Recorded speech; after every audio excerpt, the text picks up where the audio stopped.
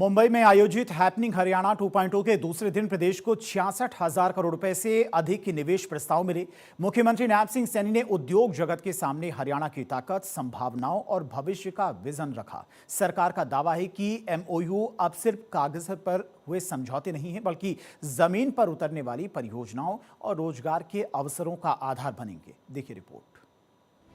मुंबई में हैपनिंग हरियाणा 2.0 के दूसरे दिन हरियाणा सरकार ने देश और दुनिया के निवेशकों के सामने प्रदेश की नई औद्योगिक तस्वीर पेश की। विभिन्न कंपनियों ने हरियाणा में निवेश के लिए 66,000 करोड़ रुपए से अधिक के एमओयू किए। मुख्यमंत्री नायब सिंह सैनी ने विभिन्न देशों के कॉन्सुलेट जनरल्स, उद्योग जगत की हस्तियों और निवेशकों और मुंबई के वित्तीय एवं कॉर्पोरेट जगत के प्रतिनिधियों का संबोधित किया।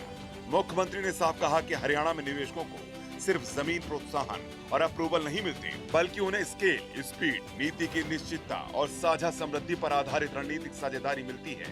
नायब सिंह सैनी ने कहा कि हरियाणा सरकार फाइल मूवमेंट पर नहीं बल्कि प्रोजेक्ट मूवमेंट पर विश्वास करती है। हरियाणा में आपको केवल भूमि प्रोत्साहन और अप्रूवल ही नहीं मिलते, हरियाणा आपको स्केल, स्पीड, नीति निश्चितता और साझा समृद्धि पर आधारित एक रणनीतिक साझेदारी प्रदान करता है। मुख्यमंत्री ने प्रधानमंत्री नरेंद्र मोदी के नेतृत्व में भारत की आर्थिक प्रगति का जिक्र करते हुए कहा कि डिजिटल इंफ्रास्ट्रक्चर, बेहतर connectivity, manufacturing, startup, skill development और आत्मनिर्भरता ने देश की आर्थिक बुनियाद को मजबूत किया है। भारत विश्व की तीसरी सबसे बड़ी अर्थव्यवस्था बनने की दिशा में तेजी से आगे बढ़ रहा है और इस विकास यात्रा में हरियाणा एक महत्वपूर्ण ग्रोथ इंजन के रूप में उभरा है। हम विश्व की तीसरी सबसे बड़ी अर्थव्यवस्था बनने की दिशा में गति से आगे बढ़ रहे हैं।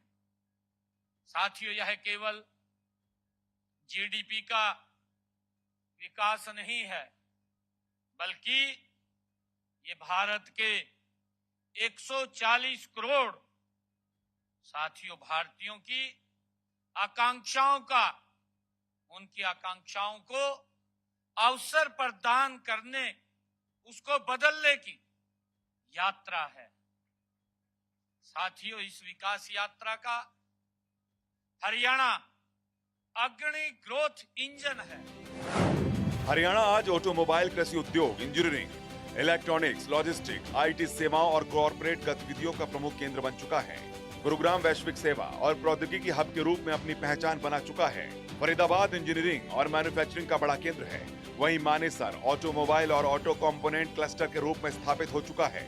इसके अलावा पानीपत, यमुनानगर, अंबाला, करनाल और सोनीपत जैसे जिले अपनी अलग औद्योगिक और कृषि आधारित पहचान के साथ प्रदेश के विकास में योगदान दे रहे हैं। मुख्यमंत्री ने बताया कि हाल ही में गुरुग्राम में आयोजित इंडस्ट्री पॉलिसी लॉन्च कार्यक्रम में ही 1,10,000 करोड़ रुपए के एमओयू साइन हुए। इन एमओयू पर साइन करने वाली 123 कंपनियों में से 108 कंपनियों को जमीन भी उपलब्ध करा दी गई है। मुख्यमंत्री के मुताबिक हरियाणा के लिए एमओयू सिर्फ साइनिंग सेरेमनी नहीं, बल्कि प्रतिबद्धता का प्रतीक है। हरियाणा की पहचान ऑटोमोबाइल, कृषि उद्योग, इंजीनियरिंग, इलेक्ट्रॉनिक्स, लॉजिस्टिक, आईटी सेवाओं और कारपोरेट गतिविधियों में अब केवल उत्पादन केंद्र की नहीं, बल्कि भारत की सबसे विकसित आर्थिक प्लेटफॉर्मों में से एक है। सरकार अब जिला विशिष्ट क्लस्टर, भूमि कौशल और कनेक्टिविटी को एक साथ जोड़ते हुए प्रदेश में नए विकास नोड तैयार करने की योजना पर काम कर रही है। उत्तर हरियाणा में खाद्य प्रसंस्करण, फार्मा, वैज्ञानिक उपकरण, लॉजिस्टिक, तो वहीं मध्य हरियाणा में इंजीनियरिंग, वस्त्र, ऑटो और स्टोरेज सेक्टर पर जोर होगा। इसके साथ ही दक्षिण हरियाणा में IT, electronics, E mobility, GCC और एडवांस मैन्युफैक्चरिंग। इसके साथ ही पश्चिमी हरियाणा में एग्रो इंडस्ट्री, नवीकरणीय ऊर्जा, टेक्सटाइल और एक्सपोर्ट ओरिएंटेड पर जोर होगा।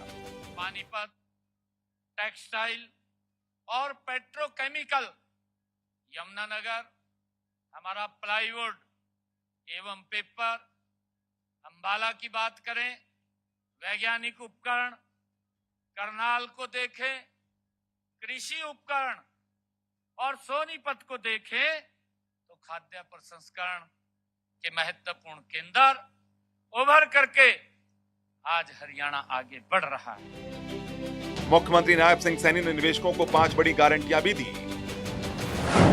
नीति की स्थिरता, समयबद्ध निर्णय और स्वीकृतियां, परियोजनाओं की सक्रिय हैंड होल्डिंग, उद्योग की जरूरत के अनुरूप कौशल और कनेक्टिविटी, निवेश के साथ स्थानीय रोजगार, एमएसएमई, नवाचार और क्षेत्रीय विकास। निवेश के लिए हरियाणा की सबसे बड़ी ताकत उसकी भौगोलिक स्थिति और मजबूत कनेक्टिविटी है। कुल मिलाकर हरियाणा सरकार की यह पहल सिर्फ निवेश को आमंत्रित करने तक सीमित नहीं है, बल्कि रोजगार, उद्योग और समग्र विकास के नए अवसर तैयार करने की दिशा में एक बड़ा कदम है। चंडीगढ़ से डॉक्टर थानेश्वर शर्मा की रिपोर्ट।